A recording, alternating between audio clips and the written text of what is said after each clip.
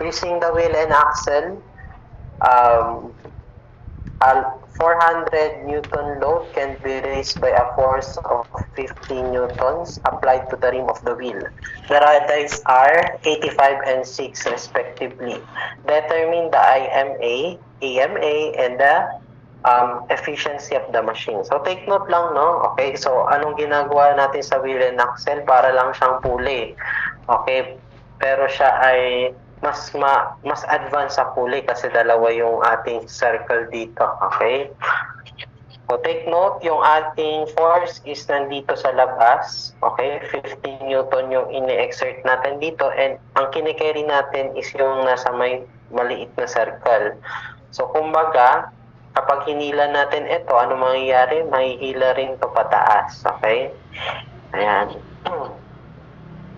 So, paano ba natin makukuha yung IMA natin? When we say IMA, this is the ideal mechanical advantage. Or this is your distance ratio.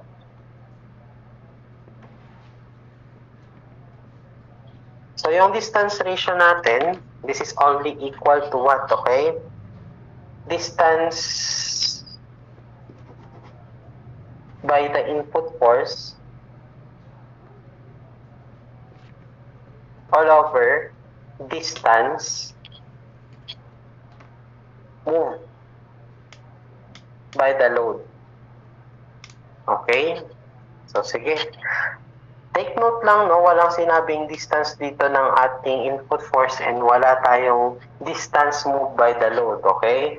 So, para lang siyang torque kasi, okay? Habang nag-a-apply tayo ng force, meron tayong torque na ina-apply dito para umikot yung wheels natin.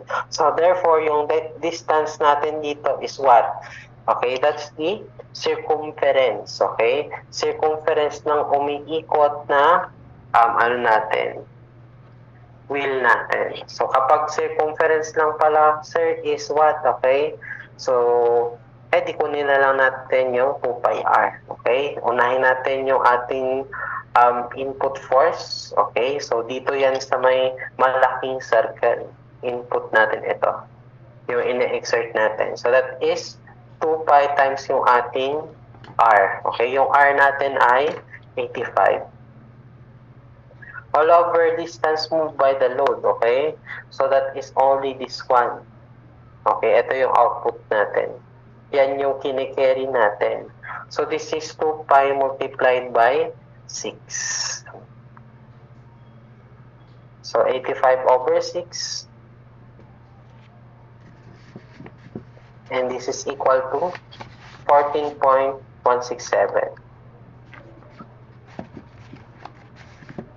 Okay, it's either letter, letter A na siya. Ayan. O, try pa natin yung AMA. Kunin natin yung AMA pa para ma-year natin tong dalawang to. So, kapag AMA, this is your actual mechanical advantage. Or this is known to be your force ratio. Okay? Ano ba ang force ratio natin? Force exerted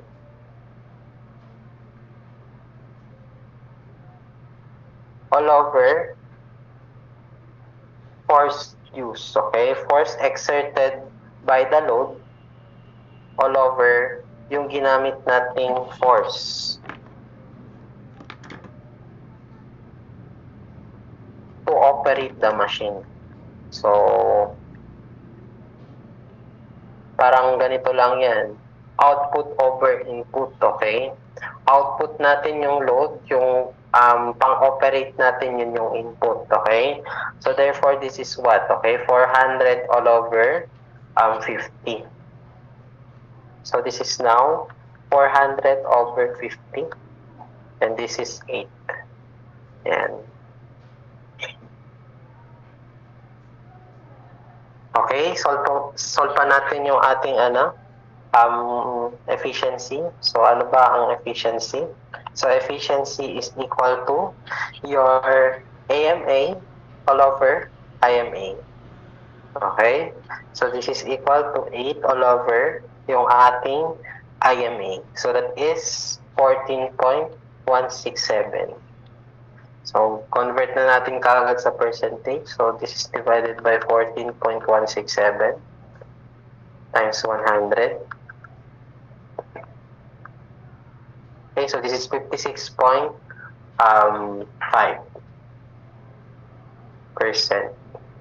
And that's letter A pa rin.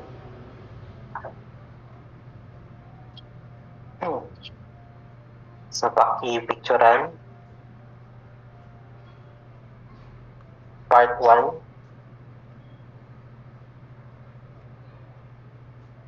Then, part 2. Ayan. So, let's move on to the next, number 16. A motor runs at 20 revolutions per second and supplies a torque of 75 Newton meter. Now, what horsepower is it delivering? So, when we say horsepower, hahanapin po natin yung power natin in terms of horsepower. Okay?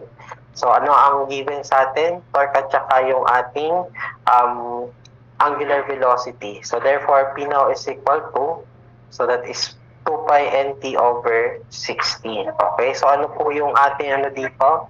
Yung ating unit, this is in watts. Okay, naka-SI tayo. Okay, wherein yung torque natin must be in Newton meter and yung ating speed, this is in RPM or revolutions per minute. Okay, sige. Ayun natin, P now is equal to 2 pi times yung ating N. Take note, revolutions per second ang given. O-convert lang natin yan sa RPM. Okay, so in 1 minute or in 1 minute daw, so this is 60 seconds. So multiply lang natin yan sa torque na 75 Newton meter. So take note dito, given na to. All over 60. Sige, solve natin. So, 2 pi times 20 times 60 times 75 all over 60. Okay, this is 3,000 pi. And this is in watts. Okay? Take note lang, paano ba natin yun i-convert sa horsepower, sir? Conversion factor for horsepower, 1 horsepower is 746 watts. So, sige, convert natin. So, divided by 746. And this is equal to 12.63 horsepower. And this is equal to 13 horsepower. That's letter D.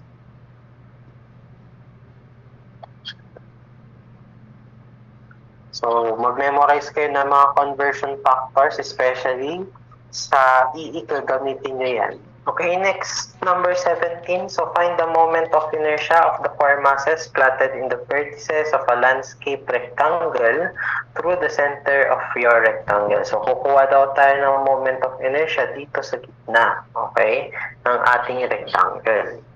So, starting from the upper left, which is 2 kilograms, then the upper right, so this is 3 kilograms, lower left, that is 5 kilograms, and lower right, which is 4 kilograms. And given that the dimension of the rectangle, so itong portion na to, this is 250 centimeters. So gawin na ko na lang siyang meters na 250 all over 100. And for this one, this is 120 centimeters. Gawin ko na lang meter. Okay, all over 100 lang natin yan. Okay? So, take note lang po paano ba kumuha ng moment of inertia. Okay? So, we can call your moment of inertia as also your second moment of mass. Okay? And ano tong formula na ito, okay, this is the mass moment of inertia, or that is the summation of your masses times your r squared. Ano po yung ating r squared? So this is the distance from the point to the mass, okay? Ayan. So distance of the point to the mass. So from your center going to the mass. So let's call this is r. So dito naman po r rin po.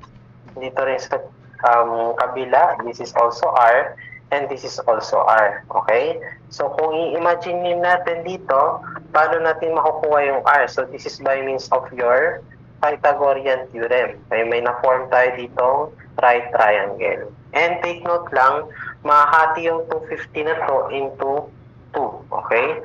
So, ano gagawin lang natin? So, 250 all over 100 divided by 2. So, this is 1.25 meters. So, dito naman sa baba, that is 120 divided by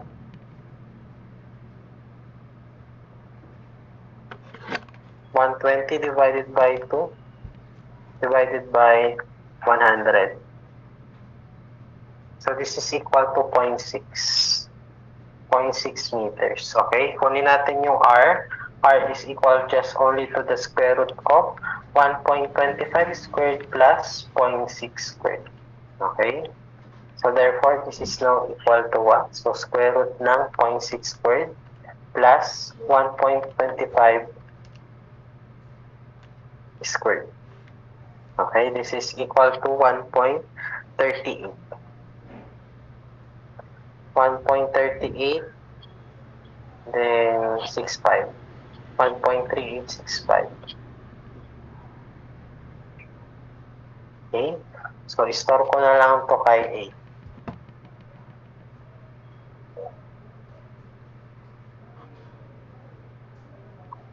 Okay, para hindi na tayo mag-type sa maraming number. So therefore, I now is equal to, so 2 times yung ating R, so that is nakastore kay A, the quantity squared, then plus yung susunod na mass natin, this is 3 multiplied by A, the quantity squared, plus 5 times yung ating nakastore kay A, the quantity squared, plus 4 times yung nakastore kay A, the quantity squared. So therefore, I now is equal to what? Okay? So 2 times A squared plus 3 times A squared plus 5 times A squared plus 4 times A squared. And this is equal to 26.915. So this is kilogram meter squared. And this is letter, okay, letter D. Approximately letter D.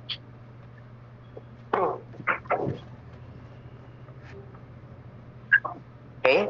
So, sige, punta na tayo next problem. Okay, let's have number 18. So, a uniform solid sphere rolls on a horizontal surface at 20 meters per second, then rolls up into the incline. So, parang bowling lang yung ginawa natin dito, no? Pero ang kaibahan nga lang, yung pag-rollan niya is incline. Okay, so as you can see, ito, yung ating bola na to, it will roll up in the incline. So take note, kapag incline, medyo mahirap yung motion natin kasi pataas nga. So ano mangyayari? Ang tendency dito is, okay, there will come a time na magsa-stop siya, then it will fall back dun sa ating, pabalik dun sa pinanggalingan niya. Okay, ngayon, ang hinahanap natin dito, okay, is where or what is the value of h where the ball stop. Okay, so take note, magsa-stop siya, then eventually gugulong siya pababa.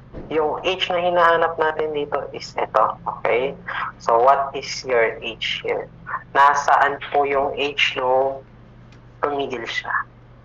So angle of inclination is 30 degrees. So gamitan na lang natin to ng law of conservation of energy.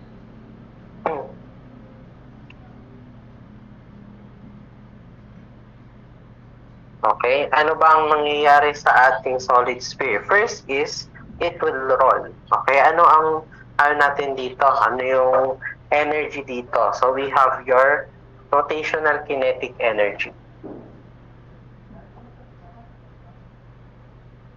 And also, during the time of roll, meron siyang linear velocity na nagagawa. Okay? So that is known to be your translational kinetic energy. Okay? So habang nagro-roll ito, meron naman siyang linear velocity dito. Okay? So kasama yan sa energy na nagagawa during the time of roll. And take note, ano mangyayari? Okay? So, it will stop here. Okay? During the time of stop, so that is your potential energy. Okay? So, ano na ang rotational energy dito? Okay? So, this is due to your moment of inertia. So, that is 1/2 I omega squared. So, that's your rotational na.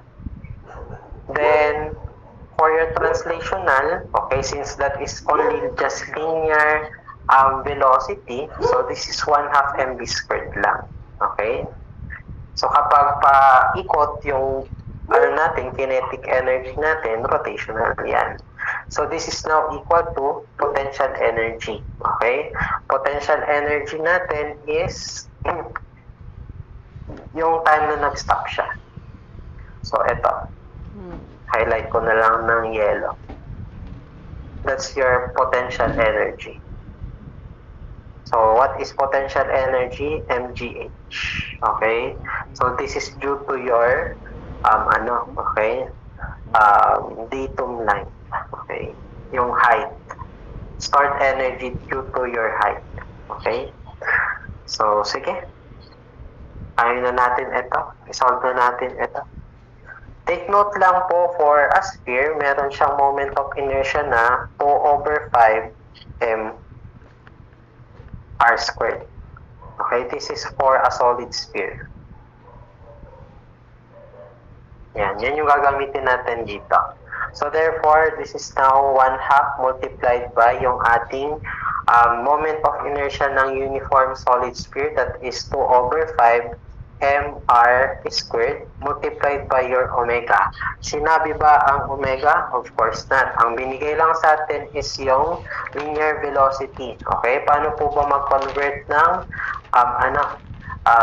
angular velocity? So that is omega is equal to linear velocity over your radius ng ating sphere. Okay? So that is 20 all over yung ating radius ng sphere, hindi sinabi. So, let us leave this as r. This is the quantity squared. Then, plus yung ating 1/2 times the mass, times yung ating velocity, translational. Okay, meaning siya ay linear. So, 20, the quantity squared, and this is equal to m, times yung ating gravity, 9.81, times yung ating h. Okay? So, yun yung hinahanap natin dito. Saan siya mag-stop? Okay? So, ito. H na yan. Okay? So, anong gagawin lang natin dito? Okay? Mag-cancel yung mga dapat magka-cancel. So, pwedeng mag-cancel yung m. Okay? So, lahat ng terms ay may m. So, magka-cancel yan. And also your r. So, take note, may r squared tayo dito. Pati rin doon sa baba kasi naka-quantity squared yan. Okay? So, this will leave one equation, one unknown. Okay? So, that is 1/2 times 2/5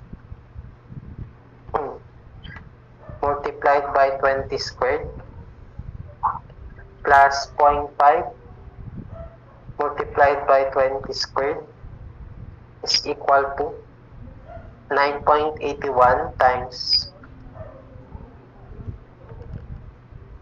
9.81 times x. So therefore, your h now here, so from the base of the incline, that is 28.54 meters. And that's letter D, 29 approximately. So dyan siya mag-stop. Na tayo. Okay, number 19. So, a ballast bag is dropped from a balloon that is 300 meters above the ground and rising 13 meters per second.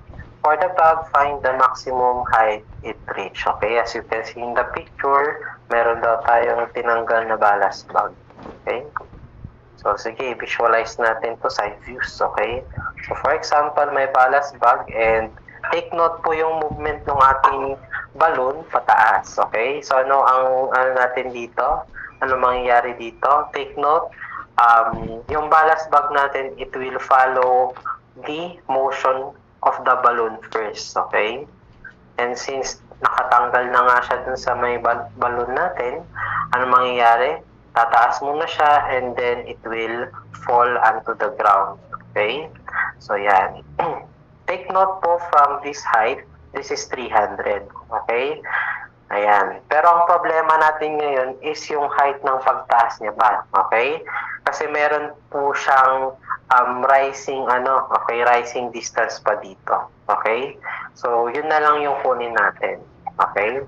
So, therefore, yung maximum height natin is equal to yung 300 plus yung itataas niya pa. Okay? Na h. Okay? So, sige, ano yun natin? Kunin muna natin yung ating h using your Vf squared is equal to Vo squared plus 2 times A times S since walang time na given. So, therefore, here, at your maximum point, ano ang Vf natin dito? So, 0. Okay? So, tataas muna siya, then magsa-stop, then eventually, bababa. So, 0 is equal to yung ating Vo. Okay? So, that is 13 squared plus 2 times. Okay? This is negative 9.81. Bakit negative, sir? Kasi siya ay pataas. Okay? Magde-decelerate siya. So, times yung ating S or let's say that's H na lang. Okay? So, therefore, H now is equal to 13 squared all over 2 times 9.81. So, this is now equal to 8.61. So, therefore, ano ang ating maximum height? This is equal to 300 plus 8.61. So, this is equal to 308.61. Letter B.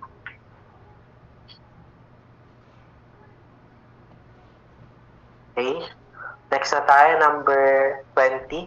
We have a boy on a bicycle pedal around a circle of 22 meters radius as a speed of 10 meters per second. Take note, ang sabi ng ating problem, okay, nagmo-move yung ating boy around a circular path given a radius of curvature na 22 meters. And yung speed natin is 10 meters per second. Now, if the combined mass of the boy and the bicycle is 80 kilograms, so yung ating mass ng ating boy is 80.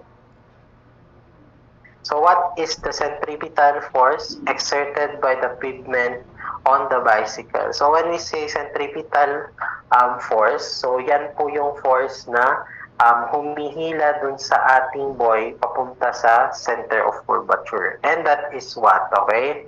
F now is equal to, or Fc is equal to mv squared over rho.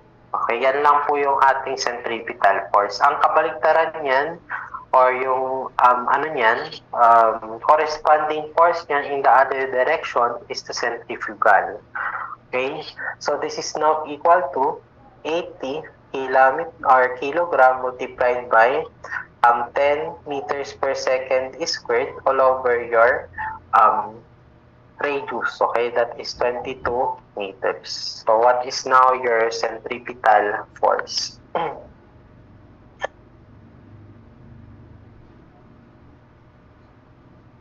So this is now equal to 363.636 newtons.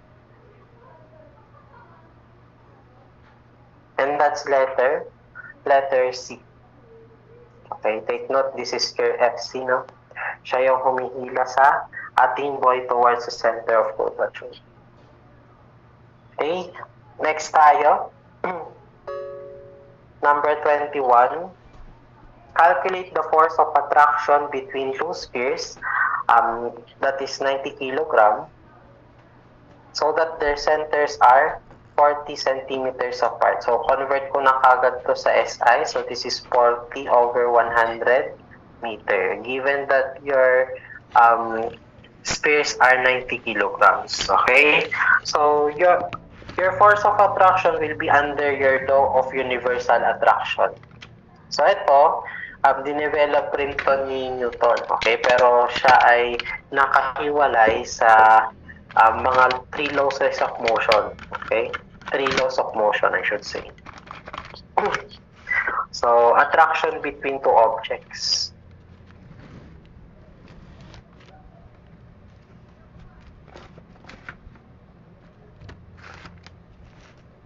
Okay? So, it states that the force is equal to what? Is equal to the gravitational constant G multiplied by the mass 1 times the mass 2 all over your r squared, or your distance between the two objects, the quantity squared. Okay? So, therefore, here, this is equal to what? Okay? Ano po ba yung G na to? This is constant 39. In your calculator, naka-SI yan. Okay? So, this is now constant 39 multiplied by yung ating mass 1, 90, times yung mass 2, 90 rin, kasi ano naman siya, SI, so wala tayong problema. All over yung ating distance between the objects, the quantity squared, 40 all over 100, naka-SI yan, the quantity squared. Okay, so that is now constant 39, so that's your G, multiplied by 90 squared all over 40 divided by 100. Actually, yung concept ng ano dito, ng gravity or yung weight, is nandito nang galing. Okay? Given that yung ating isang object lang is the Earth. Okay? Mass ng Earth at saka yung ating radius ng Earth. Okay? Kaya napunta dun sa 9.81. So, this is 3.36 times 10 to the negative 6 Newton. That's letter A. Okay? Dito kasi sa universal attraction, ang ginagawa natin is attraction between object. Okay? Ngayon naman sa law of gravitational attraction, that is from your body and your gravitational pull ng Earth. Okay? So that's number 21.